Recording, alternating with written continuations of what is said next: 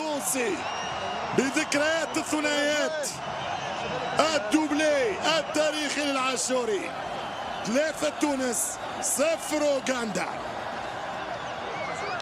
قيمة كبيرة برشا لعلي العابدي، يطلع عليه يعطيك برشا حلول. الأروقة متميزة جدا.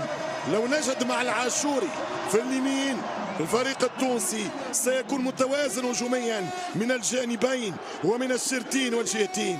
ممتاز الهجمة، ممتاز الانطلاق، مشات من علي يلعب الدالي بين رمضان العابدي، حارس قال له لا ولكن عاشوري قال له عندي.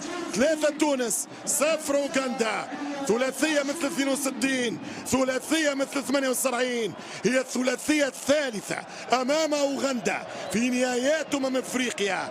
تغير الزمن، تغير الملعب، تغير المكان، تغير الشهر المواجهة، تغير الإطار، تغير الطقس، ولم تتغير الأمور. ما زال صوت النصور يعلو في مباريات أوغندا.